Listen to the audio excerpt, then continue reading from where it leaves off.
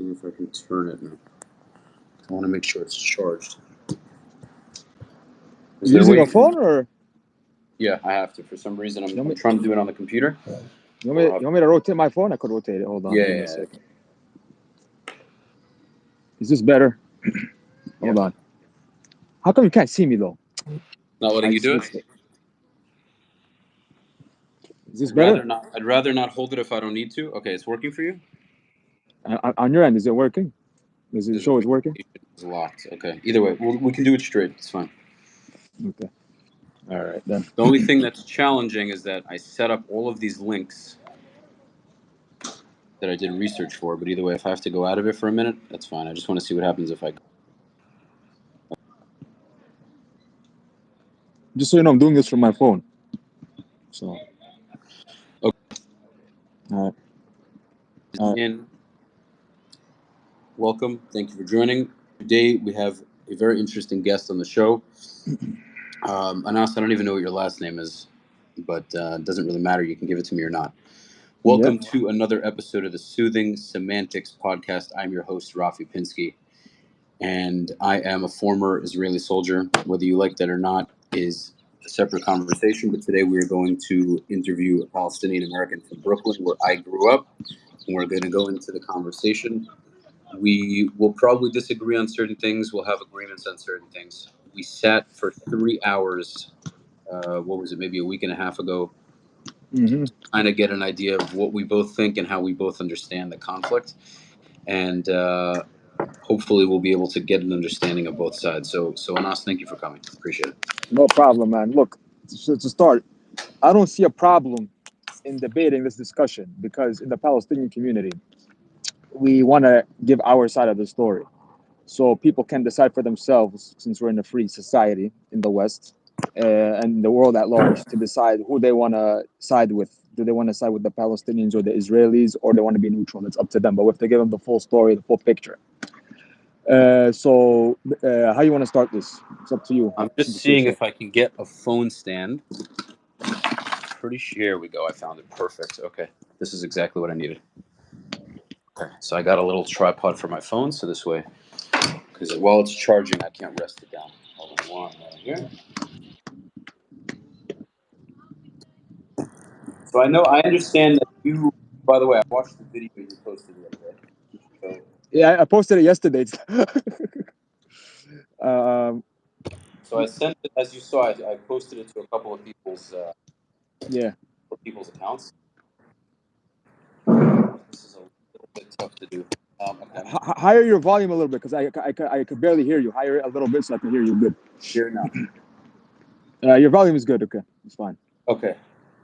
So in terms of the history of the state of Israel and Palestine, we're obviously going to go through it. You have a very strong history on World War I and World War II. Okay, that's something you know, quite frankly. In terms of Israel becoming a state, right? My outlook and my is that as much as the Arabs in the British Mandate of Palestine were the majority, you didn't have a flag in a government. Now, again, you had a majority group. Jews were a very small minority at the time. However, when the Jews started to migrate in the late 1800s, that's really where the problem was for the Arabs. Yo, it's cutting off a little bit. You're talking, but the audio is cutting up a little bit, like on my end. I don't know if it's your end. I could hear you, but when you talk, you like there's like one word in the sentence that's missing. Like I'm getting what you're saying. I hear you, but when you talk, like let's say you say a sentence, right? One word of a sentence will just like not. I can't hear it on my end. Like there's one word, like you say, like let's say what you just said about Jewish immigration. I didn't hear the other part, so it just goes a little slow because the audio is, I don't know what's going on. I'm not. Can you hear me now? Now it's fantastic. Now it's good. Okay, I think it was because it was resting on my computer. Okay, so and mind you, a lot of what we're going to say, you and I, are things we both already know. But remember, we're talking to an audience. Okay, if whoever isn't in the live will be watching it afterwards. Okay. So the story was the British had rulership over the land which was called Palestine. Mm-hmm. It was known as the British Mandate of Palestine. So the majority group were the Arabs at the time, Mm-hmm. and mostly after the Holocaust, the Jews started to come in droves to find a place to be. Right? And as you know, there was Argentina and Uganda as proposed land, and Mm-hmm. the Zionists at the time figured that it made the most sense to settle in the land that we lived in a very. Mm-hmm. Now, not to go down a rabbit hole, but you always like to mention how the founders of Israel, many of them were either atheist or communist and whatnot. I do hear that point in terms of them not necessarily being religious Jews. Mm-hmm. But if what's funny though is if we had religious Jews founding the land to the same degree that we have religious Palestinians, it very well could have been even more radical than it was with secular Uh, Jews. I disagree. You know why I disagree? Because if you read the Torah, because the kingdom of Israel had, if you want to talk about Israel as a state, like history-wise, it was there for 3 times in history. You had the time, obviously, when David came and he fought the Canaanites, and then he established the state of Israel, and he ruled with justice. And there were people there before because we could look at this through many ways, right? We could look at this through the religious angle, the historical angle. It depends how you want to look at it, right? If we're gonna look at the religious angle, in my opinion, we're gonna have some issues. If you look at it from, I think it's good to look at it in all angles, so everyone can get a bird's eye view. So there won't be any missing pieces to the puzzle. So let's start, because my video was about the historical state of modern Israel, how is modern Israel came to be. But what people don't get is that thousands of years ago you had the kingdom of Israel, right? You had the kingdom of David, right? That was the first kingdom of Israel, and then you had the what's the other guy's name? Herod, the Herodian period. Then after that, you had the collapse of the kingdom of Israel. Now, what do I mean by this is if you go back thousands of years to when the Torah was revealed, the values, those Jewish values, in my opinion, are more closer to the Islamic values. Why I bring this up? Because I didn't want to do what you call it. I got you, but when it comes to finding the state of Israel, right? If you're gonna say that this is a Jewish state, which most Muslims, maybe you could help with this because I hinted at it in the video. Muslims and Christians and Arabs in general, when you say Jewish state, what does that mean? Because we see different types of Jews in the current land right now. You have the secular Jewish atheists, right? They say that their ethnicity is Jewish. Then you have religious Jews, they follow the Torah, the Talmud, and the Zabur to the T, and it's a mixed bag. For example, the current government, in my opinion, to be honest with you, I compare them to ISIS, not the whole Israeli government, the ones that are like Ben Gavir, and there's this other white guy. He said that Ben Gurion made a mistake. He didn't kick out all the Palestinians. So when we talk about Jewish values, it depends what kind of Jew you ask. And when Palestinians sit and they, are in the middle of this, they ask themselves, what is a Jewish state? Because if you go to a Muslim, right, and you ask him, what is an Islamic state? They tell you Islamic state is Quran and Sunnah. You have Muslim majority countries, yes, but today you do not have a Muslim country that is following the Quran and the Sunnah as it should be followed. You have fringes, like for example, we see what is happening currently in Afghanistan or in Iran, but it's not 100% enforceable. So today, if we were to say, is there an Islamic state today being ruled by Islam? No, there are Muslim majority countries. So I would classify Israel as a Jewish majority country, not ruled by Judaism, because Judaism has laws and regulations. So, for example, Saturday, no one is allowed, according to I don't know if this is a tradition or part of the religion, allowed to go out on Shabbat. But you have Jews who use the buses and use the cars or drive around or whatever. So the question we need to ask, what is a Jewish state and where do the Palestinians fit in all this? That's Very the good. first thing we need to ask. The second question, I already have a lot of points, but I'm okay. yeah, go ahead. And the second question I'm asking is, because you say you and Tall said the two-state solution is dead, right? So in business, you have something called counter offer. We have not heard any counter offers from the Israeli side. What are you going to do with the other 2 million Palestinians? You cannot keep them in the current situation because these people, they have been in the land. They are part of the history of that land. They are tied to the land. They're not going anywhere. And you cannot treat them you cannot treat them the way you are treating them currently, with occupation, with checkpoints, with walls, with no state, with no rights, because then we're going to keep fighting on and on and on. And both sides are very, when it comes to honor, when it comes to dignity and history, they are very hard-headed. we Palestinians are very hard-headed in that way, and that's why you see, for example, the rise of new militia groups, or you want to call them terrorists, that's fine, whatever floats your boat. But these groups are coming out of the West Bank right now. This real, is yeah, real quick. Don't get yeah, distracted by comments. What I want to do, because I just saw someone comment, let's yeah. keep the conversation rolling between you and I, because certain things might come up. Someone might say something Will come up in the end. We can bring up questions in the end if they want to right. talk about it. If you want to do that, it's your show. However you want to pull it around, pull the strings. But but the second question, because right now this is the post-Oslo generation. This is the generation that's born after Oslo. All these people that are dying right now, they want to call them terrorists, freedom fighters, whatever floats your boat. These are people they are between the ages of 16 and 25. Why is this happening? This is happening because they see, number one, they're pissed because they're being oppressed. From their perspective, they're being oppressed. Military occupation, no jobs. The government is a garbage government. The Palestinian Authority, garbage government. They see nothing being done.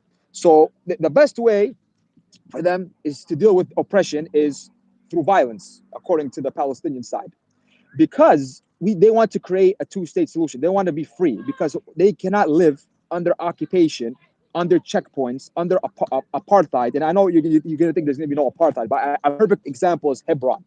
I strongly suggest we talk about it if you want. What's going on in Hebron right now? I've watched a video from AJ Plus about it, and it's crazy what's going on in Hebron.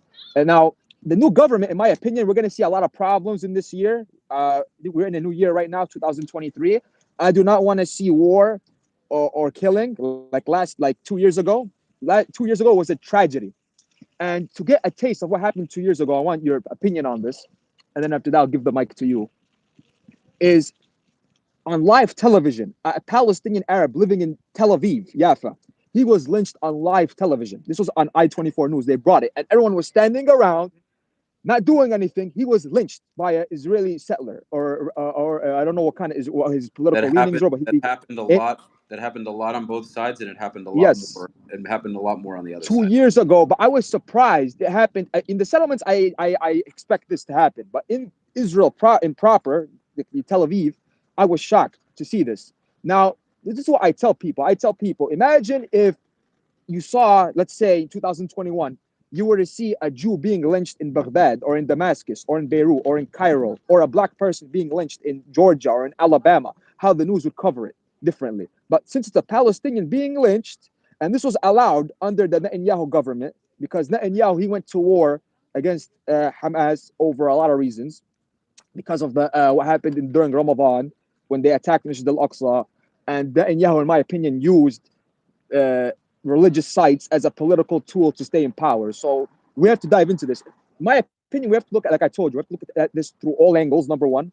And number two, to understand each other. And number three, to understand that the political situation right now is very, very, very futile. Like it is not a joke. We are, in my opinion, because I've studied the historical significance and historical process where we're at right now with the ingredients we have: the Israeli radical right, and we have Hamas, and we have the Palestinian anger against the Palestinian Authority. We are on the verge of a third intifada if people do not get it together and calm down and come up with a just solution this year, because things are we have the ingredients for a TNT explosion right now. So you could take it from here if you want. Right. Okay. So there's a lot to unpack. We can either we'll go into the history at some point, but currently the challenge is there are so many chicken and egg situations. Israeli soldiers might kill Palestinians. Palestinians kill Israelis, or Israeli civilians or soldiers. It's a constant back and forth. The thing that a lot of anti-Israelis or people that aren't pro-Israel have this idea, and I think this is a psychology concept, where when they see soldiers in uniform, they see them as these robotic people that are being sent by some foreign colonial government. The Jews that put on uniforms, I was one of them, we have a belief, a very strong belief, and we have a love for the country the same way you do, where we want to protect it. And this notion that we're just coming in and trying to kill people is not the way that most Israeli soldiers look at it. Do some of them have a vendetta? Do some of them have family or friends that were killed, and they go into a village and they're angry and they want to kill someone? I'm sure it happens, because at the end of the day, they're human. For the most part, I can't speak for Palestinians. I can tell you that most Israelis are tired of the fighting and want something to actually change. Mhm. However, many Israelis are right wing because they want the land to be ruled by the Jews the same way Muslims want the land to be ruled by Muslims, right? Mhm. In terms of Al Aqsa, that's extremely holy to you. The Western Wall is extremely holy to us. But from our perspective, Al Aqsa is on top of the holiest place in the world for us. The Western Wall is not the holiest place. So we look at it as Islamic conquest of our holiest place. We've, for peace, kept it there. No one's destroyed it. It's been there. And obviously, you have that fear that this government or some other government will want to actually blow it up and take it over. Now, could that happen? Only God knows. That's not something I'm looking to do. That a religious government might be better for the peace of the country. And the government right now is the most religious government we've had. Now, I know you, Chris, but at the end of the day, they have the best interest of Israelis. And Mhm. in terms of Ben Gvir, Ben Gvir has that picture of Baruch Goldstein on his wall, which I definitely don't agree with. But Mhm. the Ben Gvir and certain other politicians, I don't know the idea of kicking out the Palestinians, but from their perspective, we're trying all these different ways of doing it. Hamas has a clear charter to get rid of Israel, to actually eliminate it, get all the Jews out, or, well, I read the Mhm. charter, but if they don't Mhm. kick the Jews out, to at least allow the Jews to stay under Islamic rule. Mhm. So Israelis feel that if we agree to some sort of one state solution or even a two-state solution, if there are Palestinian factions who have an absolute goal of eliminating Israel, that two-state solution is only a way to kind of get enough land to continue to kind of further that process. I have an article I was reading about this, part of the charter Mhm. of, that talks about this, that says hopefully if we can get some land, if we can actually get, say, 30% more land, for instance, we're still going to further our goal of taking Palestine. And that's the fear that a lot of Jews have. Go on. You had something to say. Okay, so let's unpack what you just said. So, for example, you said that the Temple Mount, which is called in English, you guys call it, is holy to you guys, correct? Well, We don't see it as a conquest. So, for example, let me give you the Islamic point of view. So, the Islamic point of view, the Prophet Muhammad SAW went from Mecca on the Burak, the horse, to Masjid al-Aqsa, and he prayed as the head of all, and all the prophets were behind him. All Moses, Abraham, Jacob, Ismail, Ishaq, all the Arab prophets were prayed behind him, and that was the signification of passing the torch of being a messenger and spreading this monotheistic message, Islamic message. And they passed the torch to him. That's number one. Number two, in Islam, we believe all the prophets were Muslims. So Moses, because they're teaching the message of monotheism. There's no God but God, and they are the messenger. Anas, let me interject So one yes. thing. The Mm. same way that a lot of people don't care about the Torah's validity of us having a land of Israel is the same way a lot of people don't necessarily hold value about the horse and Muhammad. Now, I know to you that's in your mind that's an absolute fact. You don't debate for a second that it happened. If the Quran says anything, you believe it is true. There's archaeological evidence of this. This isn't just we believe blindly. We have Horse, his footprints there. We have flying, the yeah. Continue. you're saying there's evidence of the flying horse. No, not the footprints of the Prophet Muhammad SAW is there in the Dome of the Rock. There is a place where there's a certain smell to it. You could see his footprints. His footprints were on the rock, and then he went to paradise. And also, the evidence for this is it's in the record in the Hadith. If you read the Hadith, when the Prophet Muhammad SAW came back from Jerusalem, the Arab tribes made fun of him, basically saying, "Oh, this guy, he's a liar. Look what he's saying. He's saying in one day he traveled from Mecca to Jerusalem." So they brought people who were from Jerusalem in Mecca at that time, and they asked him, "Okay, what does Jerusalem look like?" And he described in detail what the city looked like, and the people were in shock. This is in the books of Hadith. Where the Al-Aqsa is, where's the Holy Church of the Sepulchre, where is this area, that area, he knew it. So from the religious standpoint and from an archaeological standpoint, we have this as evidence. This is 100% happened in the historical process. Now, when it comes to religious holy sites, we Muslims, we have what you call it, laws and regulations for that. For example, this is in the historical process. It happened on more than one occasion. For example, Umar bin Khattab, during when there was fighting, when Islam was spreading into Persia and into the Byzantine Empire, the Byzantines kicked out the Jews, and the Roman Empire kicked out the Jews from what we call today Palestine or the Holy Land. Now, what happened? It's because people want to paint this picture where Muslims are Jew haters and just want to kill all the Jews. If we hated all the Jews, why when Umar ibn Khattab entered Jerusalem, he let the Jews come back? It should be the opposite, right? If we hate the Jews, why allow them back? Doesn't make sense. So he allowed the Jews to come back, and he allowed the Jews to worship in the Wailing Wall, and everything was fantastic during that time. And this happened again during the Crusades, when the Crusaders came from Western Europe and they killed Muslims, Jews, and Arab Christians. They did not discriminate. They killed everybody that they saw. And then when Salah ad-Din came and he freed Jerusalem from the Crusader barbarians, he also brought back the Jews again, back to the Holy Land. This is an Islamic tradition because Islam is known to establish justice. We have no problem with Jews living in the land. That has never been the problem. The problem is that from our perspective, that this land is exclusively, only politically, religiously, morally, morally, ethically, historically, politically, only for the Jews. That's what we have a problem with the Zionist concept. Is that the Zionists, when they came to Palestine, they had this image in their heads. They're like, okay, we have to control this land at any cost necessary. And you could go back to David Ben-Gurion's memoir. You could go back to the Israeli documents, which I said in the video. I don't know if you have.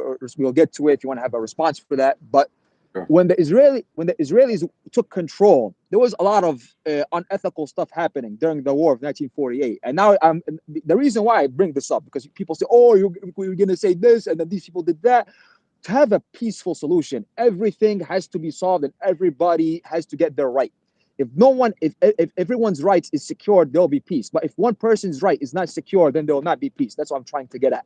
Is just like the Arabs did bad things to the Jews after World War II or during World War II or beforehand.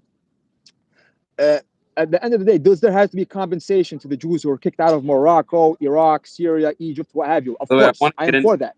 I want to get into one more thing, if possible. Whole article. Possible. One more thing. Yeah, go ahead. I want, just like the Jews are entitled to compensation from Germany and from France and from North Africa and from the Middle East, the Palestinians are also entitled to compensation for what happened to them in 1948. Some of the things that happened to them in 1948 can be proven archaeologically. We have the archaeological proof, and we have the documents to prove it. So it's not just Palestinians talking out of their buttocks. But continue. You were going to say something. Sure. So in terms of Jews living in the Arab world versus the Christian world, most Jews would agree that they live better under Muslim rule as a whole. However, there's the notion that they had it peacefully throughout the entire process, and that's very, very, very incorrect. There were constant times. You mentioned second-class citizens. Jews were not allowed to do certain things, even in the Muslim world. I'll pull up an article, actually. Mm-hmm. Yo, you still there? Because I can't. Your face is frozen. Yeah, hold on. I'm here. 1 second. Okay. Wait. Do you see me? Still, it's frozen. Hold on. I only see your face. I don't see the article. Okay.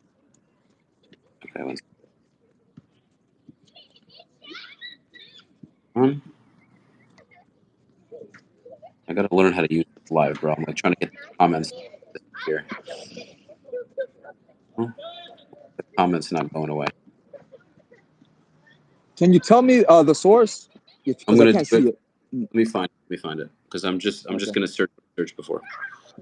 Okay. Now I can't drop these comments though. Hold on. Here we go. Hide messages. Okay, there we go. Long story short, it gives a list. Are you seeing my face? Because my face is frozen. I only see your face. I can't see anything else. No, but do you see it moving or do you see it frozen? No, you're frozen. Your face is frozen. You like I hear your audio, but I can't see you like talking. Like you're just frozen. What is that? Okay, now you're good. Now you're good. Okay, perfect. All right. Hold on. So while you're looking, if you don't mind, I want to talk a little bit. Here's the thing: were there Muslim leaders that did bad things to the Jewish population? Of course, I read about it. There are some things that the Umayyads did, the Abbasids did, the Ottomans did. But at the end of the day, if you look at basically, generally speaking, the Jews had it all right most of the time. because at the end of the day, right, here's what we have to, establish. Not every Muslim empire ruled ethically. There are Muslim empires that oppressed Muslims. For example, the Umayyads, after Well, they the still do. Rashidun, the They Umayyads, there was an Islamic civil war. They attacked Muslims in Mecca. They did unorthodox things. So just because you have a Muslim empire that claims to represent Islam, not all of them are going to be 100% right. Just like, for example, secularism, right? Democracy. I found the There are article. countries, okay, just give me 1 second. There are countries that don't represent democracy good. For example, France. France says, oh, freedom of religion. But when it comes to the rights of the Jewish and the Muslim population in France, Muslim women aren't allowed to wear hijab. When Jews wear the kippah in France, they're oppressed. So in theory, they say they are democratic. Now, can we say, democracy is bad? The Kippah thing is Yeah. primarily by Arabs in France. It's not by the French government. It's primarily by Arab civilians who attack us. Whoever's attacking them is wrong. Doesn't matter. Okay, Now, you're gonna show me the article. Oh, you want me to go on? Okay, so there's a lot to talk about. I know you've heard of the term dhimmi, okay? Yes. And then it talks about violence against Jews and gives certain timetables, okay? So I'm going to quickly skim through this. At various times, Jews in Muslim lands were able to live in a relative peace and thrive culturally and economically. The position of the Jews was never secure, however, and changes in the political or social climate would often lead to persecution, violence, and death. Jews were generally viewed with contempt by their Muslim neighbors. Peaceful coexistence between the two groups involved the subordination and degradation of the Jews. When Jews were perceived as having achieved too comfortable a position in Islamic society, anti-Semitism would surface, often with devastating results. On December 30th, 1066, Joseph Hanagid, Jewish vizier of Granada. Vizier. It's a vizier in Arabic. That's like the advisor. It's like the second in command. Okay, was crucified by an Arab mob that proceeded to raise the Jewish quarter of the city and slaughtered its 5,000 inhabitants. The riot was incited by Muslim preachers who had angrily objected to what they saw as inordinate Jewish political power. Similarly, in 1465, Arab mobs in Fez, Morocco, slaughtered thousands of Jews, only 11 alive after a Jewish deputy vizier treated a Muslim woman in an offensive manner, quote unquote. The killings touched off a wave of similar massacres throughout Morocco. Talks about Algiers. Let's see. More than 300 Jews were murdered between 1864 and 1880. Decrees ordering the destruction of synagogues were enacted in Egypt and Syria 1014, 1293 to 94, 1301 to 02, Iraq 854 to 859, and 1344, and Yemen 1676. Despite the Quran's prohibition, Jews were forced to convert to Islam or face death in Yemen 1165 and 1678, Morocco 1275, 1465, 1790 to 92, and Baghdad 1333. I'm saying like there's a ton of this. I'm just saying. I'm not saying it did not happen. You're giving me dates. That's fine. Again, we're gonna go into it. Just because you have a Muslim empire, again, there are Muslim empires that oppressed other Muslims as well, and you had rulers that basically took advantage of the situation, or you had elites. Because remember, a Jewish vizier, for example, that was one of the cases, right? You had a Jewish vizier in the government. There were some Muslim politicians probably that were jealous, and they didn't like the Jews going up in society, and that the Jew basically was doing a better job than them. So they used anti-Semitism as a weapon to basically put the Jews back down. That happened 100%. But at the same time, we have to balance it out, right? Let's balance it out for a second. Because no society is perfect. You're gonna find, if we go to every single society, we're gonna find some flaws. But if you look at, for example, Spain, the Ottoman Empire, who took in the Jews from Spain, that's why the Ottoman Empire was so successful. Because when they took Constantinople in 1453, the Sultan Muhammad al-Fatih wanted to have a successful society. He wanted to have the best of the best, no matter who they were, Jewish, Muslim, Christian, whatever. You had also in Morocco during the 1400s, the Almohads, I think. They were very radical thinking. They had radical ideals. I would put them on the scale from 1 to 10 of how radical they are, probably 8 to 9, how radical they were. Not to mention that Muslims also oppressed other Muslims. They oppressed Christians. It was chaos. The Muslim empires were not perfect. But at the same time, let me give you some historical reference that proves the other point. For example, you had the caliph. He was the cousin of the Prophet Muhammad. His name was Ali ibn Abi Talib. He was if I'm not mistaken, the fourth caliph. And there was a battle. They won the battle against the enemy. I don't know if it was the Persians or the Romans, whoever they were. And his shield was missing. So one day the caliph is walking, he sees his shield for sale, he sees a Jewish man selling his shield. He said, "This is my shield." And the Jewish man said, "No, what's your evidence?" They go to court. So they go to court, and the caliph is saying, "This is my shield." And then the judge is asking, "Okay, what is the proof that it's your shield?" He's like, "Okay, I have my kids here. They could prove that this is my shield." He's like, "No, that's a conflict of interest. They don't count. In an Islamic court, that does not count. That's out." So at the end of the day, the caliph couldn't prove that this shield was his, even though it was his, but he couldn't prove it. At the end, the shield was legally belonged to the Jewish man, and the Jewish man was shocked of how basically just the Islamic system is. If you go to most countries and you go against the president or the king or the sultan or the dictator, you probably lose. But in this case, in Islamic history, the caliph lost, and the Jewish man became a Muslim after that because he saw how just the Islamic system was and how Islam was as a religion. And that's the first thing. The second thing, I want to give you a fun fact about the Crusades.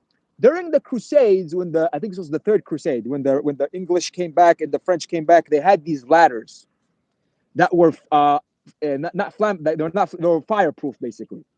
And there was a Jewish scientist at the time of Salah ad-Din. They went to him. He was from Damascus. They brought him over. They asked him, "Can you? There is a specific material he made that could bring down the whatever you call those ladders that they use in the Middle Ages to scale walls and stuff."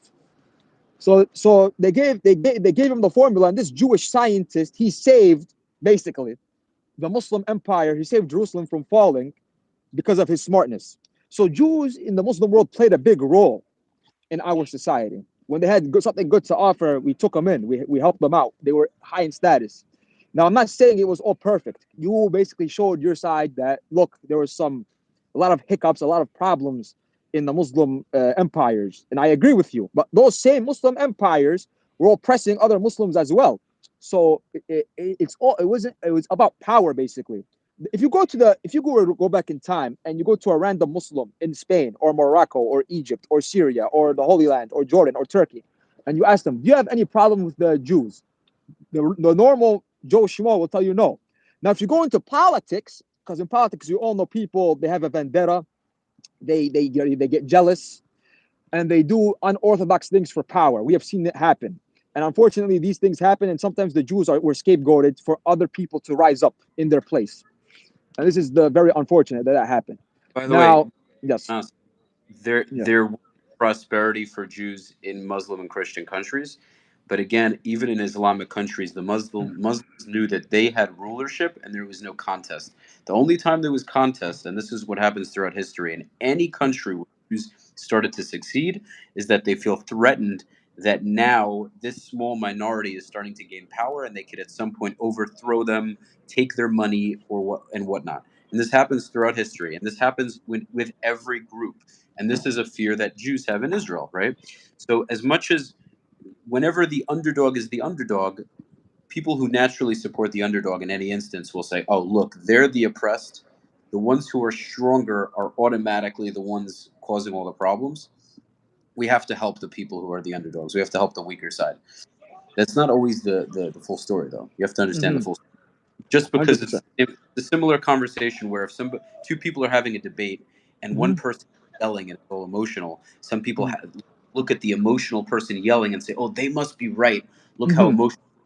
So when you go to New York and you see Palestinians or pro-Palestinians waving their flags, going nuts, and then you'll have Israelis kind of just dancing to Hava Nagila, Yeah. automatically, "Oh, well, look at the Palestinians. Look how mad they look. They must be so, destroyed and whatnot." And that doesn't necessarily make the case any stronger. Oftentimes, if you want to have a proper dialogue, if there's emotion involved and people get angry at each other, it's understandable. People are human. But yelling and screaming doesn't necessarily make a point more valid. I think oftentimes it takes away the validity of the argument. At the end of the day, look, we're having this intellectual discussion right now. Here's the thing that we have. No, no, not we're you and I are fine right now. I'm not talking about us. Yeah. So here's the thing, right? Here's the problem with Israel, right? Like, for example, in Israel today, here's the thing, right? Which I find hypocritical. By the way, They real quick, say, well, dude, tell me, okay. My friend is telling me hold on. What?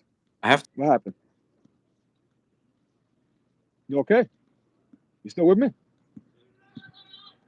Hello? Yeah, I'm here. Hold on one second. Hold on. Can you hear me?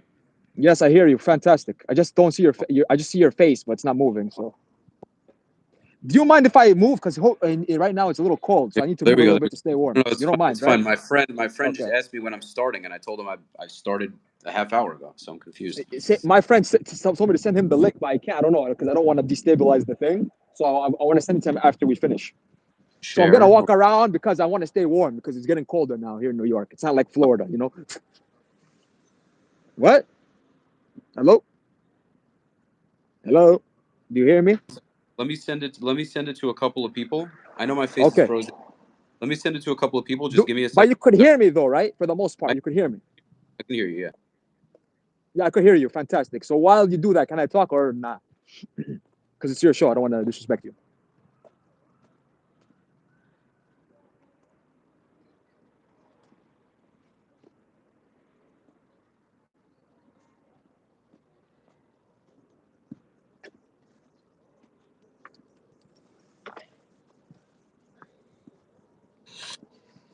Okay.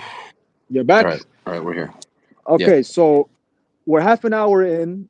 I think that we should go into the since you said about the Muslim how Jews were treated in Muslim empires. I think it's fair that we bring up how Israel since 1948 onwards how they treated the Arabs and Muslims and Arab Christians since they became a state.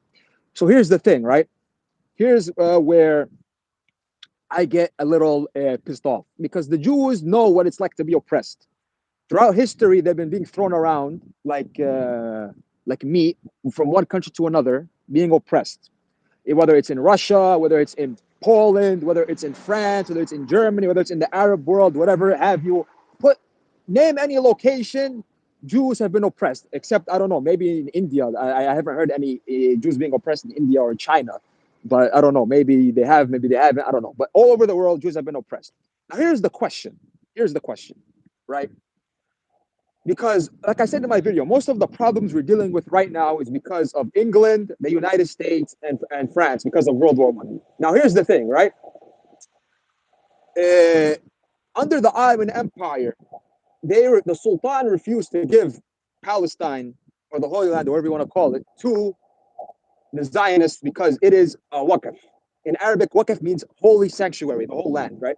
Right. Now there were Jews living there. If you go to Google and you put Jewish settlements, communities in Palestine before 1918, you will see Tel Aviv, which is today an urban center, was a settlement built in 1909, and they were settling. And you had also rich Jewish families doing projects like the Rothschilds doing projects in the Holy Land, building settlements and whatnot. And Palestinians, for the most part, because Palestine is a land that is very diverse. We could agree with that. The Holy Land is very diverse. You have Kurds, you have Druze, you have Arabs, you have Turkmen, you have what are those people called? Circassians. Yeah. So we don't have a problem with people coming to the country, but and most Muslims and Arabs we just saw like they're migrating. They have problems. They're trying to get away from what's happening in Europe or Russia or whatever, and they want to find a place where they could exist, which is fine. When did we start having problems? Okay, we have problems when the British made two promises. Okay, you have the Balfour Declaration, right, and you have the McMahon Agreement, which you could pull up if you want to pull it up. Balfour Declaration is most people are familiar with that we will create a Jewish homeland in the land of Palestine. That's the promise, right? And the second part, then nothing will happen to the local Arab population. Okay, here's where things get sticky. 2 years before, this is 1915. The British go to the Sharif of Mecca, which, in my opinion, he was an idiot. We're still paying for his stupidity until today.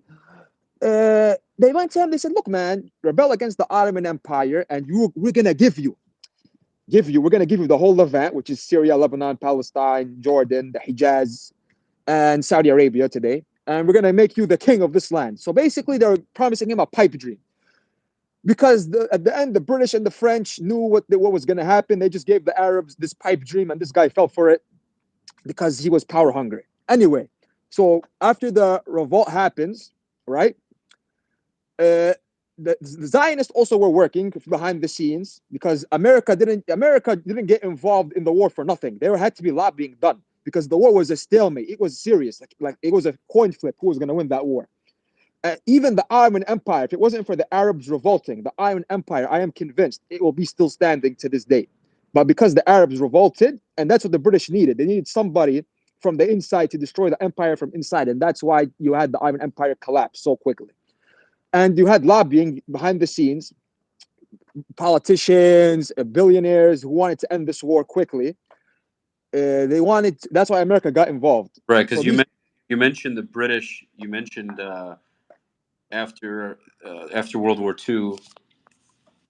After World War No. Before World War. Okay. So okay. What are you talking? What are you gonna say? Because I want to understand what you're gonna say before I correct you. Saying that the British were the French and the British had such a hard time after the war. They wanted to pull out. They didn't want to be in these countries anymore. Here's the thing: the British made such a mess. There's two places the British messed up, and it's affecting us to this day: India and the Holy Land. The British, they had this idea that they wanted to create a satellite. Who is the best people to make our satellite? They wanted they in their opinion at the end they agreed, let's make the Jews our satellite. That's how it works. That's how back then, because if they're gonna leave, right, let's be honest, in my opinion there was no decolonization. What happened was governments were put in, and these governments are loyal to their colonizing states to this day. Just look at Africa, look at the Middle East. This is only recently things have been decolonizing. Yeah, the British and the French physically left, but the economics, the industries, the the economics, the industry, all that was controlled by them. So what the British, in my opinion, also had a hand in was during the Nakba. They helped Israel a lot during the Nakba, during the 1948 war. And I gave two examples in my video: Tiberias and Haifa. So in Tiberias, the British literally had to go in. The British had to literally go in, force the population out. They told the Arab priests and sheikhs, listen, you got to get the hell out. This is part of Israel now. Of this, by the way, because this is an Al Jazeera documentary. It's called The Nakba. It's 4 episodes, and they go in detail about this. I'll send you the link after, or I'll put it in the description after we're finished with the episode. Here's the thing, right? In order to have peace between two people, we have to be honest with each other. Just like the Arabs have to be honest with what they did to the Jewish people in Iraq and in Syria and whatever, Israel has to be honest with what they did. There's a new documentary out. It's an Israeli documentary. It's not even an Arab documentary by Teddy Katz, talking about, this is only one town. Imagine how many towns these people did this in. There's a place called Tantura. It's on the coastline. Yeah, you bring it up. These veterans who are in their 90s, they're saying openly, they say this openly. This is not my words. There was one Israeli soldier. He's like, listen, man, I saw this 16-year-old, and she looked good, and I raped her, and then I killed her. And he's like, I don't know how many people I killed, man. I had like 250 rounds in my machine gun, and I just the one with the mustache. That douchebag with the mustache. I don't remember him talking about raping anybody, but I guess No, he did. It's in the documentary. They talk about it. He raped a 16-year-old girl, and the bodies, to this day, the bodies are buried under the parking lot in Tantura. And the Israelis themselves said they found bodies, and they buried it, and they're covering it up. That's number one. Number two, if you go over from the northern part of what is today Israel to the southern part, you're going to find a lot of destroyed houses and villages. There's physical evidence of this, and in the Israeli documents, there's basically the Israeli documents. I don't know how it works here in America. Every 10 years, they Public Information or whatever Act. The Israelis themselves. This is not from me. This is from the Israeli community. And if you want, bro, after this we could do a part 2 because I got to go back to work. But after 8 o'clock, I'm off, so we could do a part 2 after that if you want. Here's the thing. I have to go back in 20 minutes, but here's the thing. Go back in 20 minutes, then I gotta say my points because I'm. Yeah. But don't worry, if you want, we could continue. I'm not gonna, don't worry. Here's the thing. Israel has to own to what it did because Israel says openly, look, we used measles, we poisoned the wells during the war, we kicked out Palestinians from their land, we ethnically cleansed their villages, and they have plans, 4 phases. Plan Aleph, Bet, Gimel, Dalet, 4 phases. Where they counted everything to how many apples are on the tree. Imagine, that's how specific the intelligence was. So in my opinion, this was planned. This was premeditated because at the end, like I said in the video, in order, the goal was to make Israel into a Jewish majority state. How do you do that? There's 2 ways to do that. way number one, get more Jewish immigrants in, which by 1947 was They impossible weren't able because of, to. yes. So there's only one option left: get as much Arabs out of the country as fast as possible, before the Arab countries get involved. And then we had the situation which happened, the Nakba, the catastrophe that happened for Palestinians, and people are paying what happened to this day.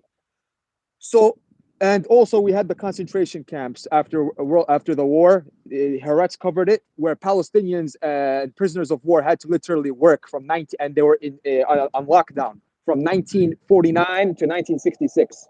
So all these places in Jaffa and in Lid and in other places in what is today Israel, they used to be under lockdown. It was only 1 year before the 6 Day War that they let the Arabs, mingle with the rest of the population. So yeah, you were gonna say something. Okay. So, in terms of obviously the Palestinians see it as a Nakba, we see it as independence.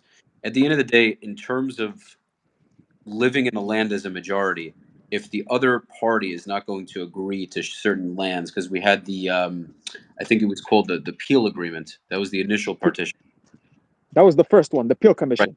Right. So there was a Yes. lot more. There was a lot more land for the Palestinians than there were for the Jews initially. Uh, that plan didn't fall. That plan didn't go through, and then they proposed the UN partition plan later on in '47. Neither of which worked, and quite honestly, I don't think either side, what the Jews or nor the Arabs, were looking to make that a reality. Neither one. And now after the partition plan, and this is really my basis to the argument because we can look at history, and Mm-hmm. I can't deny, unfortunately, that maybe there was instances where soldiers raped Palestinians. What's also true is that it happened the other way around. There's articles showing that. I don't know about back then, but there are articles. And at the end of the day, in every single war in history, unfortunately, it's definitely happening in Russia and Ukraine. It's Mm-hmm. probably happening almost every war. I would say there were probably very few instances of rape from Israelis to Palestinians. Maybe in the beginning of the establishment of the state it happened more. I don't know.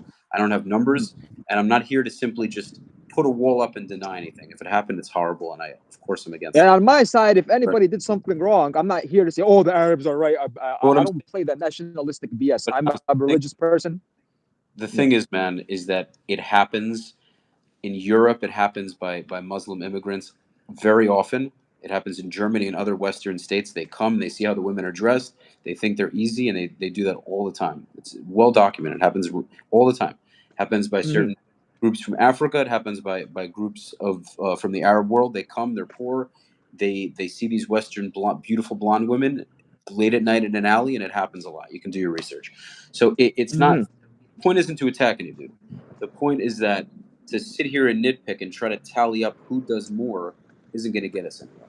Okay, there's no argument. Mm-hmm. There's no argument that as Jews, when we were creating the state of Israel, the idea of Zionism isn't some colonial idea, and that's what you guys are all pushing. The idea for us, in a Jewish sense, whether religious or not, Zion Mm-hmm. means Sion. Sion, the idea of Sion is salvation, where we want self determination. We want our own place. As much as Mm-hmm. people killed in the process, Zionism was the most successful organization in history to actually bring Jews together from all over the world and get us in the land. Again, when I say successful, it doesn't mean perfect. As we know, it was extremely faulty and had a lot of problems. No, to, Mm-hmm. to go and take a land that we haven't had for thousands of years and expect that there wasn't going to be some kind of issue with that is asinine. Of course, you weren't going to like that. Of course, the Arab world wasn't going to be happy about it. The reality is, man, and people are going to listen to this, especially people who are anti-Israel, and they're going to hear Mm-hmm. this. What a terrible thing! What a horrible thing to say. The reality of the world is that land has been conquered since the beginning of time. And again, people are going to say, "Oh, so that's okay." It's not a matter of okay or not okay. Land has been conquered since the beginning of time. It'll continue to happen. Now that we have social media and the internet, it's much harder to do the things that we used to do as humans, the horrible shit we used to do in terms of I conquer. disagree. Even with social media, there's still bad things One, happening. one second. Yeah, yeah. Horrible things are happening, but it's much harder for things to just go undocumented.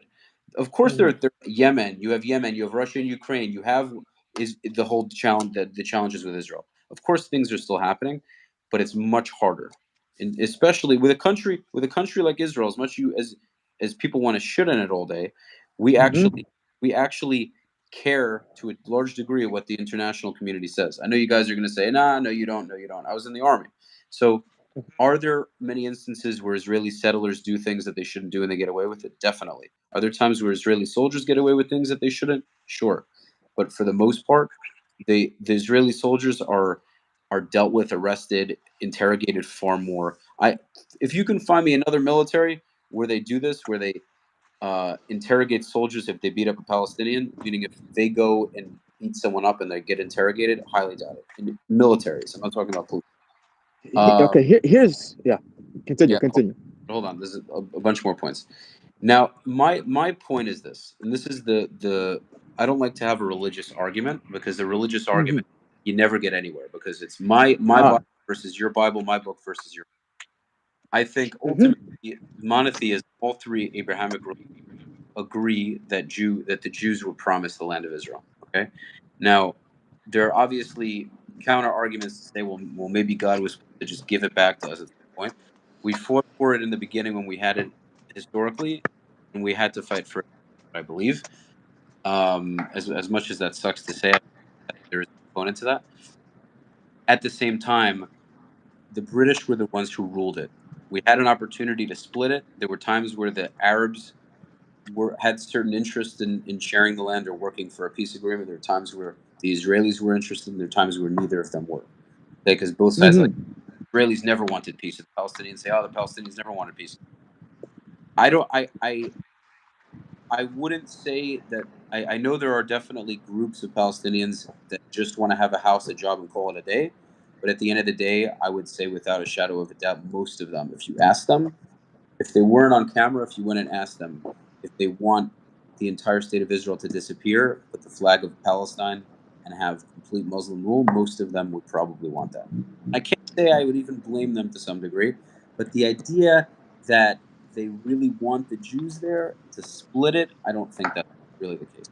I just, if we're Okay, here's the thing when it comes to the Israeli military, right? When it comes to the go ahead. Israeli military, I want to turn off this comments, bro, because they're in my face. I can't fucking see you. But anyway, here's the thing. Here's the thing. The Israeli military, they have done, even in the last 20 years, have done messed up stuff. For example, 2018 with the Gaza protests, right? There was no Hamas there. They were just protesting, and we had a nurse shot in the head. You're giving me real. So you're making it real easy for me. Go ahead. Okay, they shot her in the head, a nurse, number one, with a sniper. Like, why the hell? Like, I'm looking at the video, right? I'm trying. Okay, where are the Palestinians with the guns? I don't see any Palestinian with the gun. This is 2018. This is before 2021. And on top of that, Hamas didn't do anything.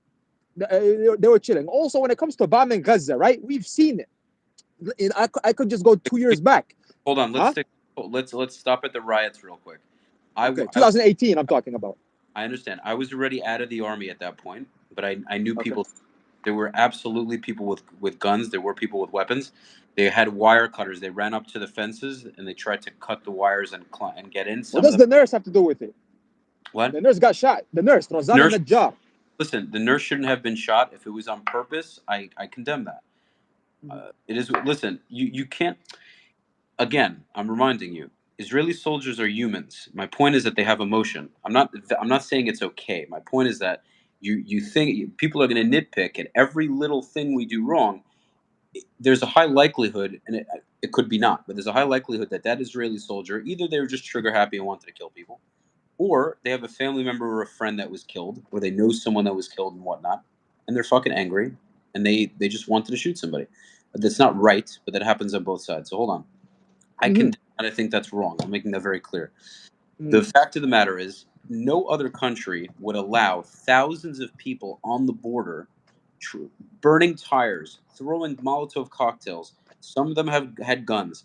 If the Israeli army wasn't there on the border, tons of them would be trying to get through the border. They already were. They were trying to dig under. They were trying to dig under the wall.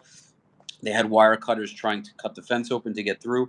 No country in the world, including Arab countries, if one Arab country had thousands of protesters trying to get into the other country, they would shoot them as soon as they got close. There were a bunch of Palestinians lined on the Gaza border, on the wall, touching the wall, standing on the wall with their hands on the wall, and they weren't shot. Okay, at the end of the day, man, don't come close to a border and expect not to get shot. Whatever your cause is, whatever your reason is, that is what happens. You take that risk. You want to go ahead and do that. Understand that there's a high likelihood you're going to get shot. Okay, but do you agree that Israel and the West they signed something called the Geneva Convention, correct? So, for example, I don't know how it is in the IDF. Maybe you could enlighten me a little bit. But if I'm a soldier, looking from a soldier perspective, and I do not see a gun, I do not see anything that's a threat. Now, if they're coming to the fence, right? Let's say they're coming to the fence and they're gonna try to cut the wire. You fire tear gas, warning shots, whatever. But if somebody has a gun, different story. Then it's fair game. That person has a gun, the other person has a gun. Then shoot them, whatever. I don't care. But if you're gonna shoot people who are meters away from the fence, I'm talking about like 200, 300, 400 meters away.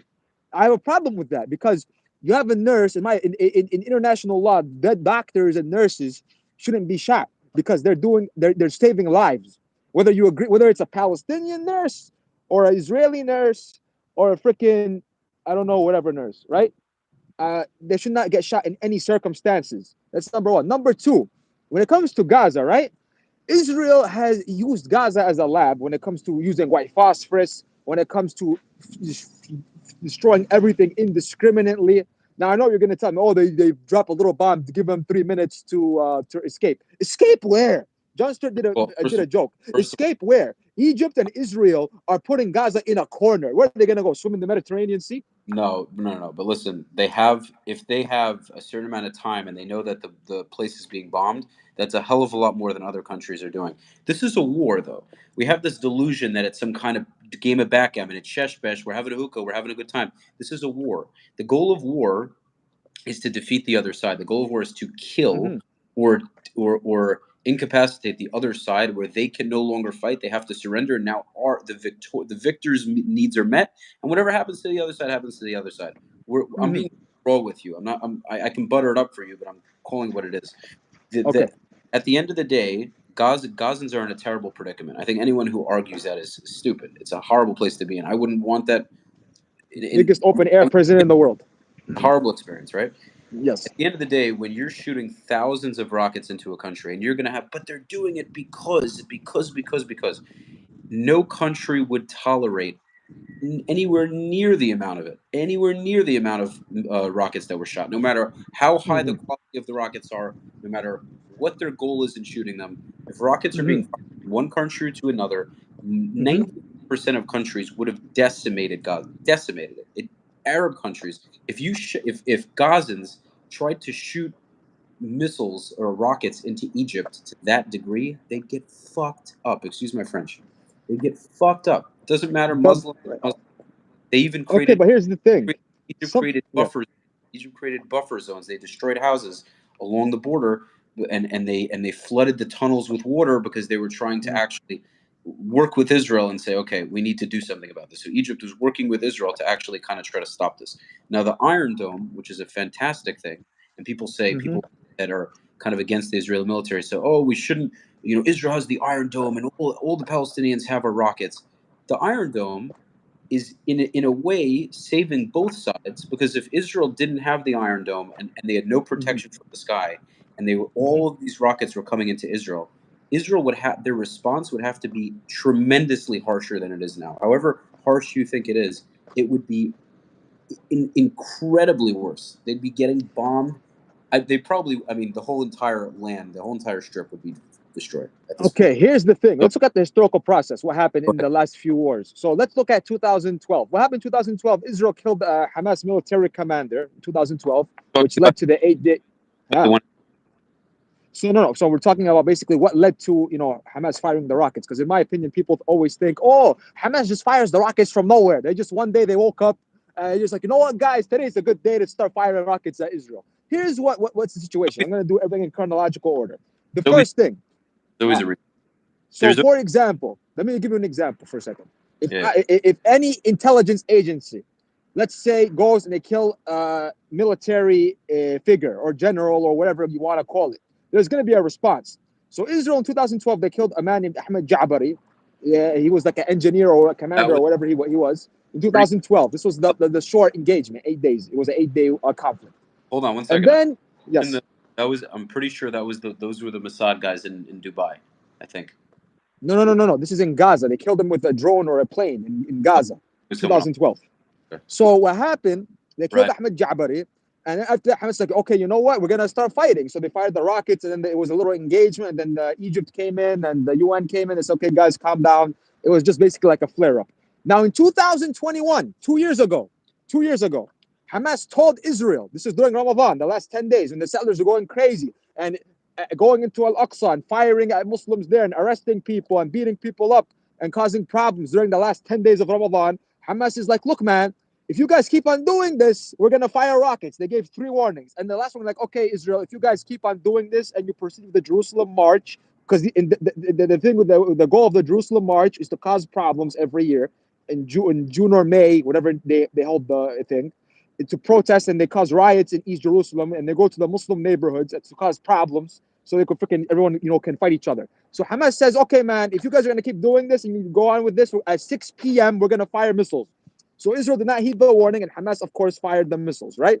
Now, I know Israel is going to say, like, oh my God, this guy is for a terrorist organization. This guy is a terrorist. Listen, man, there's a quote, and you know the quote. One terrorist is one freedom fighter. Does everything Hamas do, is it correct? Nope. Suicide bombings, do I condemn it? 100%.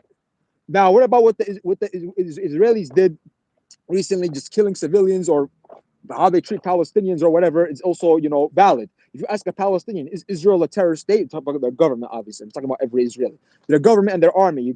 Are they a terrorist? They're gonna say yes because of the A, B, C, D. They're gonna give you reasons. Now, Israel, in my opinion, they could easily stop some of the stuff they do. It's like they want Hamas to do the war. Like Netanyahu, Prime Minister Netanyahu wanted to have a war with Hamas so he could stay in power. So some Israeli prime ministers, they take advantage, and they take the advantage of the Palestinians, in the sense that they want the Palestinians to respond, and they force them to respond.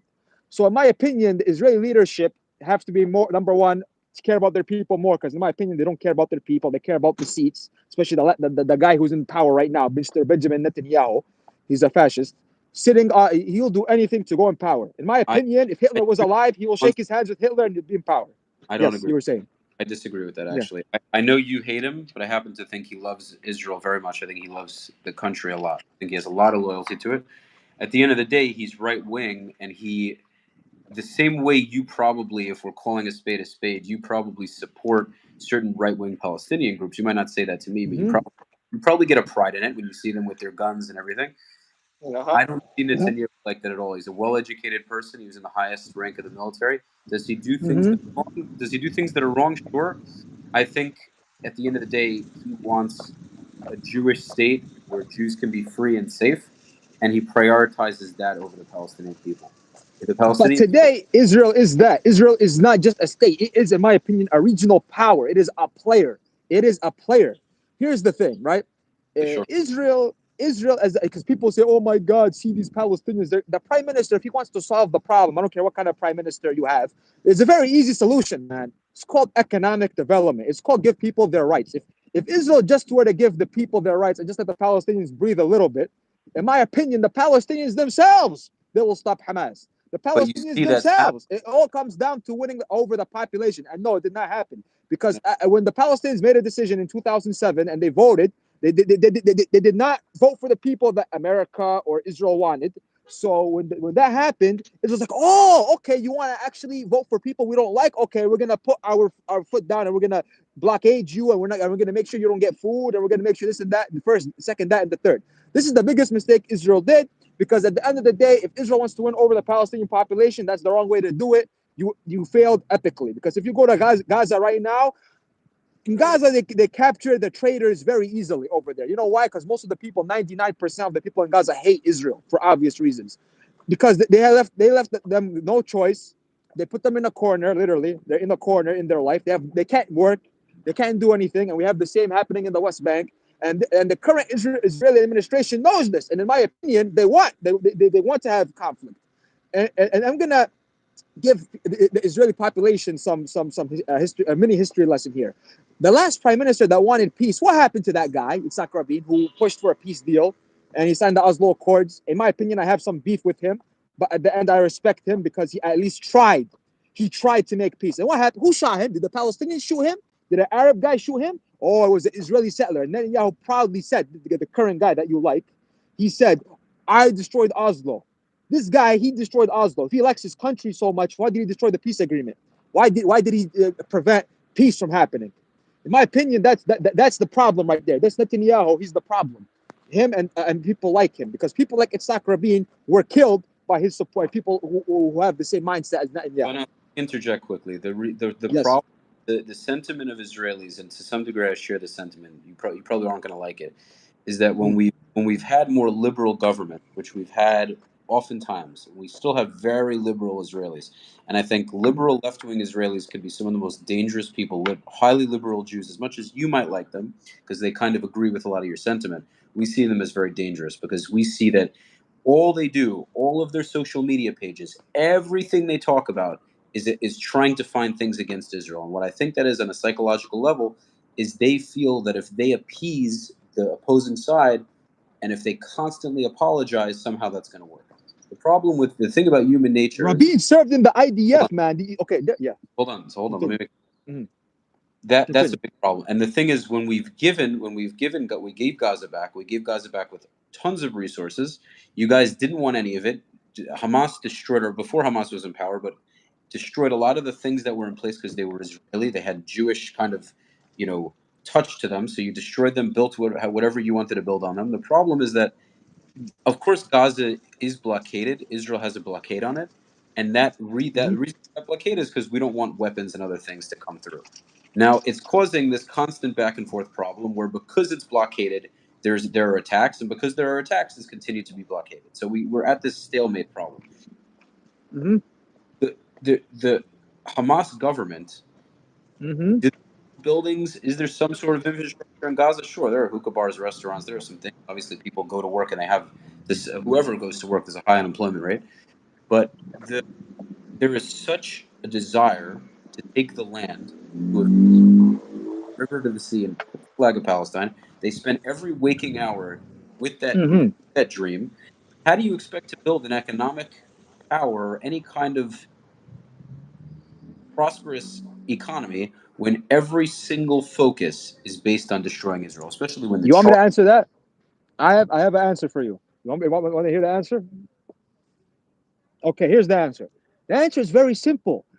You have to think, how do we get the Palestinian people on our side? It's very simple. It's very easy. People need, what do they need? If people have nothing to lose, they become they become like people in a corner. They have nothing to lose. So here's the thing: if you give economic development, because Hamas, they said we're willing to do big ceasefire, big hood. If you lift the siege off Gaza, if you give us the us trade with whoever we want, build airports, build seaports, let us do business, let us do whatever we want. Guess what's gonna happen if Hamas messes up? The Palestinians themselves will keep Hamas in check. That's if Israel's concerned about the Palestinians. In my opinion, they're not concerned. How are they going to keep them in check if Hamas is the leading power with all the weapons and all the power? Because they have stuff to lose. They have something to lose. Economic prosperity. You think that Gazan civilians without power are going to revolt against Hamas? You believe that? If the Hamas doesn't follow their wish, yes, we had protests in Gaza recently because of electricity cuts and all those cuts. What kind of? They went out in the street. They were in the street. Yes, they went out in the street and they condemned the government. They said, "Look, we have the right to live." And Hamas didn't do anything to them. Now, here's the thing. Hold up. Unlike the Palestinian Authority, which in my opinion, the PA and Israel are hand in hand, because you and Tal talked about this. In my opinion, I was a little offended, but I'm going to break it down. Tal was saying, oh, there are no Palestinians that are protesting against the PA. They're just taking it. No, there was one guy, his name is Nizar Banat. You can Google him right now. He used to work in the PA. He left the PA because he saw so much corruption, so much facade, so much money moving around. All the aid that's coming from Europe and America is going in the president's buttocks, going up his buttocks. They are so rich. Abbas, Haniyeh, Khalid Mashal, they are so rich. By the way, they are far richer than any Israeli politician. I disagree. I don't think they're that rich. They are very rich. They're rich, but not that rich. They are very, very wealthy. You can Google it. All you have to do is look it up. You look up the net worth. No problem. I'll do that after this podcast right away. But here's the thing. The Israel needs the PA and the PA needs Israel. Ever since 2005, when Abbas came to power, we have like an oligarchy, like Russia in the 90s. You have Abbas and you have Dahlan. Dahlan is the guy, he has his own military company, and he's in the UAE right now. People are saying that he might come and take the power after Abbas is donezo. Then you have Abbas, just sits all day, doesn't do nothing. But who backs these people up? When the Palestinians rise up every time, who is the first country that backs up the PA? Israel. Because Israel and the PA have, an agreement. What's the agreement? You defend me, you keep the Palestinians in check, your people, your Palestinian groups and whatnot in check. And at the end of the day, we back you up no matter what. We keep you in power. That's the deal. We could jiggle around it. We could add these nice slogans. That's the deal. Come on. Come on. That's the deal. The reason why they think that is because Israel doesn't know who the next government will be. Abbas has been in power forever. He's probably going to die, but he's going to stay in power until he's dead. And they feel, as much as they don't love Abbas, most Israelis hate the guy. Most Palestinians don't like him either. Much of the Arab world, and I don't know how many centuries it's been this way. When one dictatorship is ousted, another one takes its place. The problem, and I've said this to you, the problem with the Arab world to a large degree, and I think Arabs need to take accountability on this, is that as much as there is a warmth to Arab culture, there's a heavy amount of tribalism where there are always these different factions fighting each other for either for power or different religious beliefs in terms of Alawis, Sunni, Shiites. You have a bunch of others I don't even know about, and they're fighting. Now, is there, like you always like to say, is there Western influence? Are there Western proxies or other proxies that change that and have massive influence? Sure. But whether or not you have that influence, this is unfortunately the way it is. Fatah and Hamas fought all the time. You have constant fighting in Palestinian cities. You have gang violence, gun violence all the time. That's whether or not we want to blame Israel on that, because you can, at the end of the day, you can blame everything on Israel because that's what everyone likes to do. There's so much infighting, which is already a massive issue. So Israel is trying to figure out some sort of solution with groups that don't agree with each other. So you have Islamic Jihad, you have Hamas, you have Fatah, and sometimes they'll work together. Islamic Jihad and Hamas will work together in Gaza to some degree. Each one doesn't think the other one is extreme enough. The Palestinian Authority is the least extreme. Then you have Hamas, which is more extreme, and you can argue Islamic Jihad is the most extreme. And then maybe the Lion's Den is the most extreme of them all, but they don't have any power. They're a tiny little guerrilla group. So Israel's dealing with these four, not even four, there's more than that, because there are ISIS proxies, there are Iranian proxies, there are all these other, there's Hezbollah on the border, you have Syria. You have the Muslim Brotherhood. You have all these groups that are fighting Israel simultaneously, and they all disagree with each other on which one is the most extreme and which ones are the real Muslims. And I'm looking at this and saying, Israel, with all of our different answers, we have Sephardim, Ashkenazim. It's pretty much, mostly what it is. And then you have some converts and people from different groups. We have disagreements, but we aren't taking up arms and killing each other. There were instances in history where Jews killed each other. In the modern state of Israel, for an extremely long time, maybe since the establishment, Jewish Israelis are not killing each other. It's extremely. Hold on. Extremely rare. So that to me is a very telling thing. It says a lot. And I think at the end of the day, man, what needs to happen, and I don't have a proper solution. That's the biggest challenge in this. Talk about all of the challenges on both sides, the amount of killings and the injustices.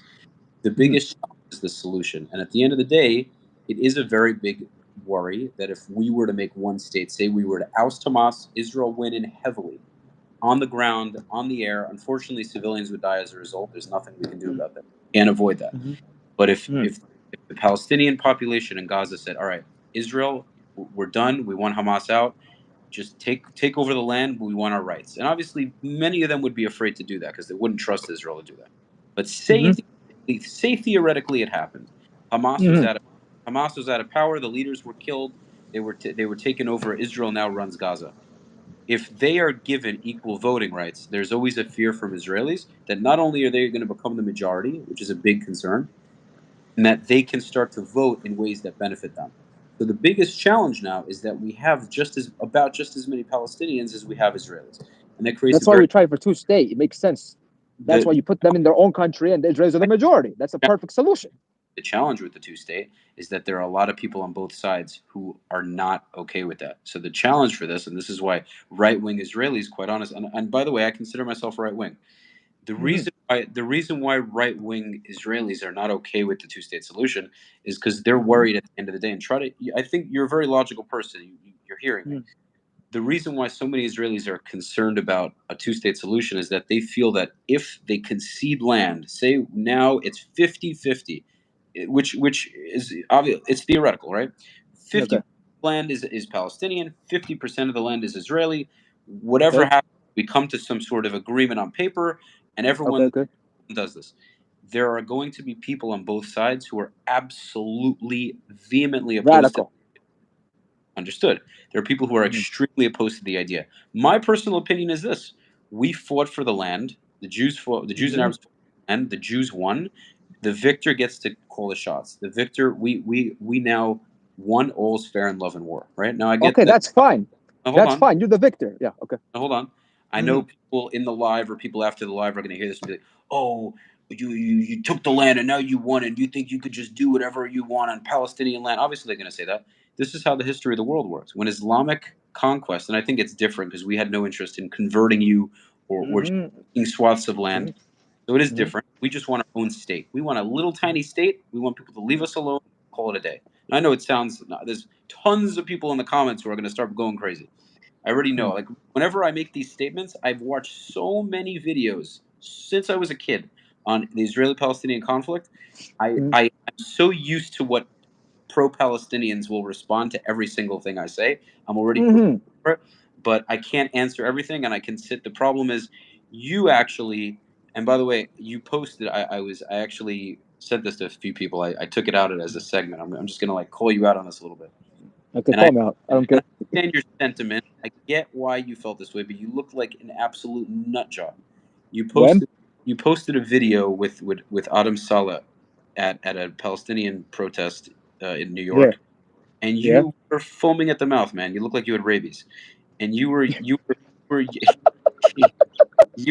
were yelling about how you're going to die for Al-Aqsa, and part of me is like, No, no, okay, there's a context to it. There's a hold on, context. No, hold no, on, no. See hold that on. guy? He's throwing everything out of context. Okay, but wait a I second. want to explain. If you could let me explain it.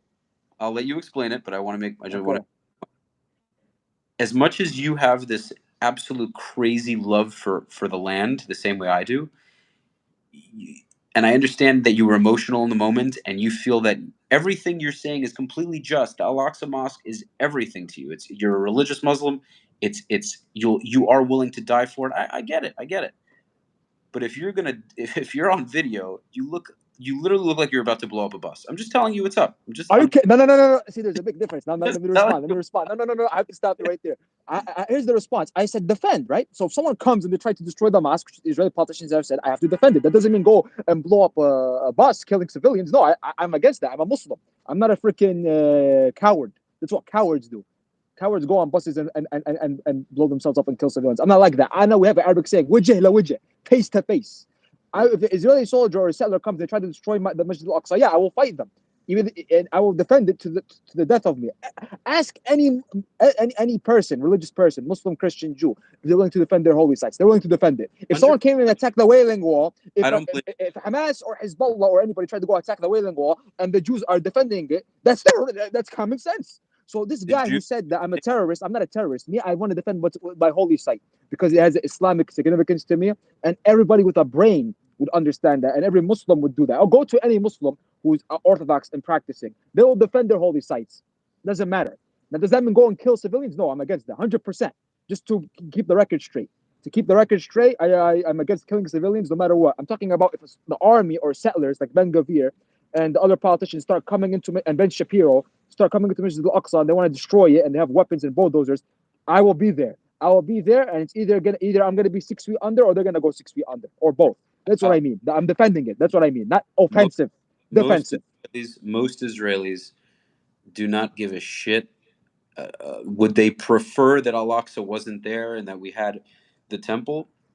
Maybe to some degree. Most Israelis are not interested in all of this ideology. I tell you that with absolute certainty.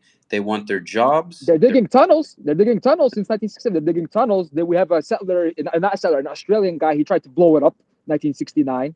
So there has been plots, in my Yes, opinion. first of all, listen, I'm not saying they don't exist, but it's a two-side thing.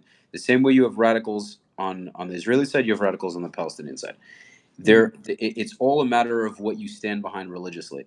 And this is why, man, this is quite frankly, and I love being a Jew and I'm very proud of it. And I say right here on the As you podcast, should. I say right here on the podcast that I'm right wing. I consider myself a Zionist, even though I think people don't understand what Zionist means. And like I say, I'll reiterate the idea of Zionism, because everyone likes to paint it as this Nazi idea, and you might still think that. Our understanding, we determine Zionism for what it is, and whatever bad things that happened, I'm not okay with. We understand it as it's Zion, Zion is salvation. Since we were kicked out of Israel, we have had a longing and a desire to come back. Come back. Every prayer we have, it says L'Shana Haba B'Yerushalayim. It's next year in Jerusalem. We say that every single time, all the time. Most Jews have a picture of Jerusalem on their wall. It's just as important to us as it is to you. And another thing I want to point out, because you and I have spoken about this, everyone that is against Israel always likes to paint that colonialist picture, and always, whenever the media companies, whenever these media branches come out to Israel and they always video Israelis that have lighter skin, like me, right? I have very light skin, so they There always. are Israelis who are darker. I know the Ethiopians, You know this. I'm talking to the people watching this. Yeah. If you go to Israel, most Jews are very dark. They are brown. They are black. They have very dark skin. They look just like the Palestinians.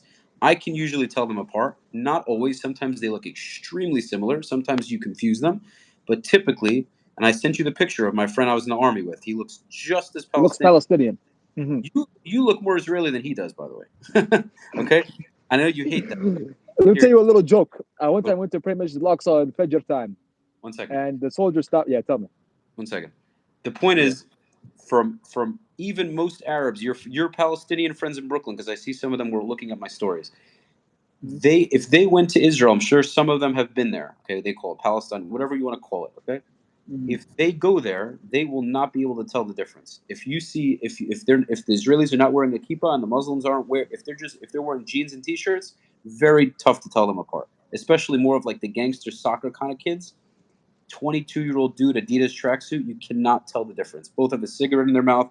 They're both loud and aggressive. You can't tell the difference until they open their mouth.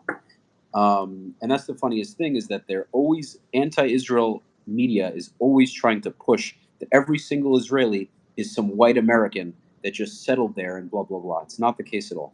So that's something that people have to get out of their heads. And if we can do that, I think that would make things a lot more different than trying to paint this narrative that every Israeli is some European from Staten Island. Now, there's a lot more to talk about, but that's already a very good point. But yeah, go on. That was just so here's the thing. Here's the thing, right? I don't see. Here's the thing. Obviously, there's nuance, right? You said there's Mizrahi Jews, Black Jews. Obviously, that's 100% true. But here's the thing: when you have, like 2 years ago, a guy coming and saying, "Oh, if someone doesn't steal it, if I don't steal it, someone else is gonna steal it." Like, what do you? He said it. We didn't say it. We didn't put words in his mouth. He said it himself. The big seller. Okay. Now here's the thing. Here's the thing. Right. Here's the thing. The problem isn't Jews living in the land. The problem is they get the Jews with a Palestinian perspective. And we're going to end with this. That self-determination, their self-determination comes at the cost of our self-determination, our rights. There's a cost to everything.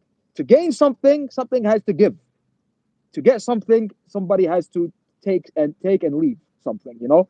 There's a cost. And what's the cost? The Palestinians. And the Palestinians, I met this Palestinian philosopher. He said, why are we paying for the sins of Germany and France and all these countries that oppress the Jews? We didn't do, he's talking about prior to 1948. Why are we paying for their sins, the sins of Germany and sins of France and Germany and the United States? Germany, Anas, you have to understand that's what constantly all they do, because the Ashkenazi Jews were the founders of the state, you disregard all the Sephardic and Mizrahi oppression. As Jews, at this point, we're a collective, and that's the beautiful part of Israel, is we don't care what color skin, we all consider ourselves family, and we look at it as an ultimate oppression. The Nazi oppression was the worst one of them all, and that's why we kind of put that as the highlight of Jewish persecution. But we look at it all as we were all oppressed, and we were willing to do whatever it took to finally have a state. And unfortunately, in doing so, there was murder, there were killings, and Palestinians were pushed out. Now, again, to go back, if there was more of an agreement from the Arab world to actually work something out, because you weren't the rulers at the time, maybe we would have been in a better position. Maybe. I don't know. I believe that this is part of God's plan. As fucked up as it is, I believe this is part of God's plan. I have no idea what will transpire in the next 20, 30, 40, 50 years. I couldn't tell you. I definitely want there to be peace to some degree. But at the end of the day, man, the sentiment on both sides, you have a lot of Israelis might be listening to this being like, why are you even talking to this guy? Fuck the Same thing Palestinians. on my side. Same thing on Right. my side. Vice versa. Kill them all. They're all terrorists. Get rid of them. Both sides are saying that, right? Your people are going to be like, why are you talking to this IDF soldier, this terrorist, killing kids? Fuck him. Kill them all. Take it back. Blah blah blah. It's happening on both sides, right? Mm-hmm. It's a very closed-minded mindset. It's confirmation bias. This is how most humans think. Most humans are sheep, so they hear what they want to hear, and there's no willingness. Nuance. Room for nuance or open mindedness. Right. So hold on. The beautiful part is that if you're intelligent enough and mature enough to sit down with somebody on the opposing side and be able to have a discussion, first of all, you can actually learn something. I've learned from you, and hopefully you've learned from me. And B, that you can actually understand whether your beliefs are true beliefs or whether you were just kind of thrown these ideas by your parents and you put up a wall in front of you, and anything you hear that opposes your ideas, you automatically shut down. And that happens all the time on both ends, is that Muslims typically, it's like a game of color war. Most Muslims by default support Palestine because to them it's like, well, they're my Muslim brothers. I don't care what they did wrong to the Jews. They are right, period, end of story. And the Jews mostly feel the same way because most of us on both sides don't have enough of a knowledge on what went on. The people who have the most knowledge of what went on are the people that have been living there for the last 100 years. 70 to 100 years. Yes. They actually know, and not even all of them know all the fine details, but they know the most. But most American Jews, most American Arabs, most Middle Eastern Arabs, all they have is the picture they've been painted, and that's all they know. So we can have this discussion for weeks, you and I.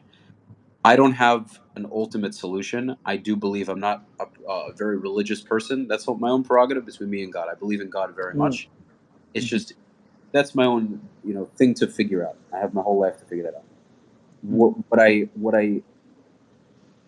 I do hope we can somehow work something out because if you look at it from an outside perspective and you step back at it, if you and I didn't have this difference, if you were French and I was British, Australian, we wouldn't give none of this would matter because it wouldn't be relevant to us, and we'd go have a coffee and call it a day, c'est la vie. The only reason why, and you and I are actually having perfectly fine conversation, and it's just silly when you think about it because this is what the world has been built on all the time. There will be conflict. There's been conflict before us. There will be conflict after us. If the Palestinians and Israelis somehow come up with a solution, some other country 10 years later is going to have a fight about something. It's unfortunate. We've come a long way as a species in certain respects. Other respects we've gone down. And we agree on that. We've talked about this. But we can agree on that. But to a large degree it's like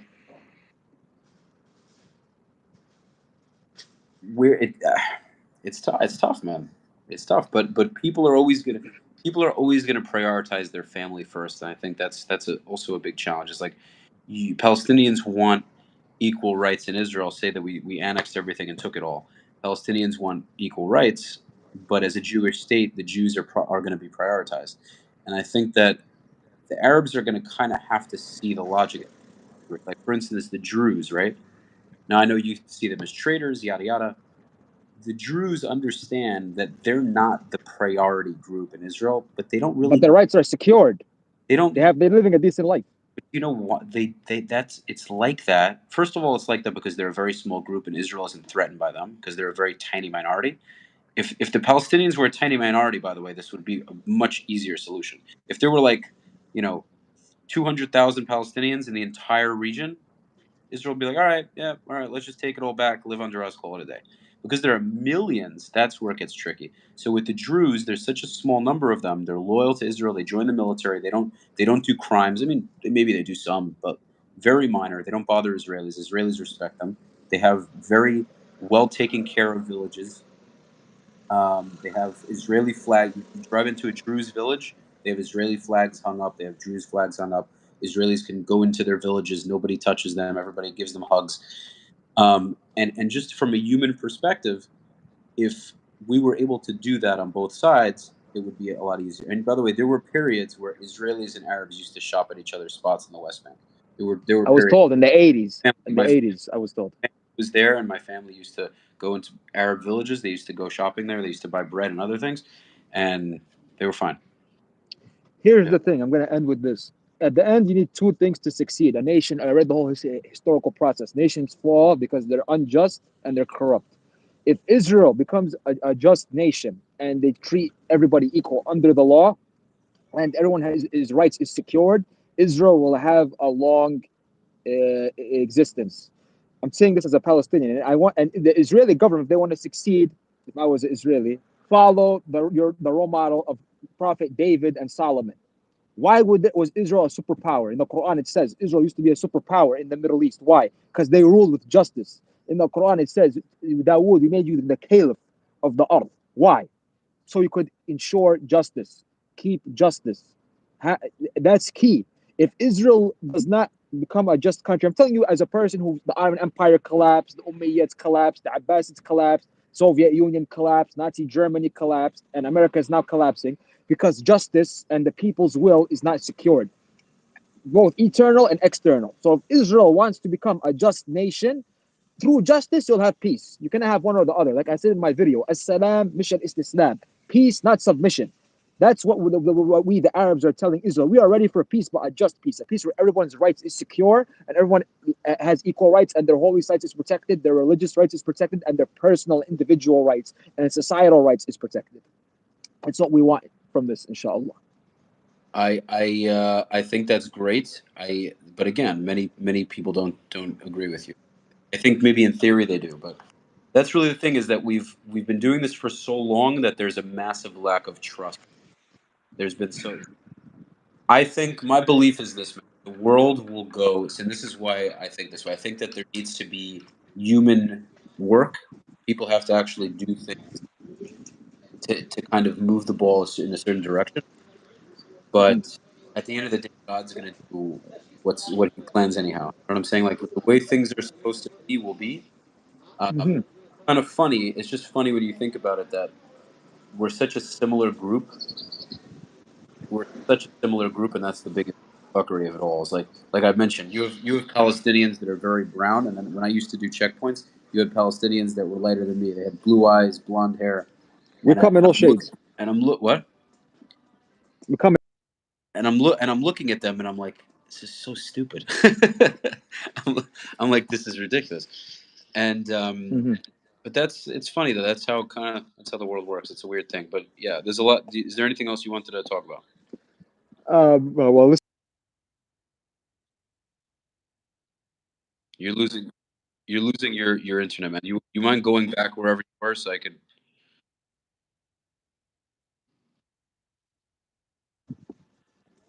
Hold on. You hear me now? Yeah, but you're all like pixelated. I can't really see.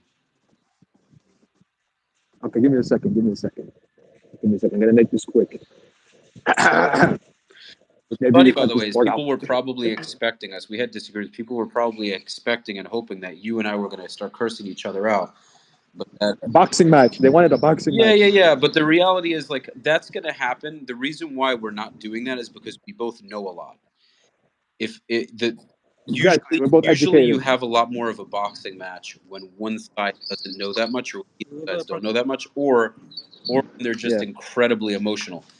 I think I've had my emotional moments 100%, and clearly you have from that video, and you still do, and you still do. You and I are being cordial. We have a mutual respect, but at the same time, we both have. Because we're intellectual people. Listen, man, I get it.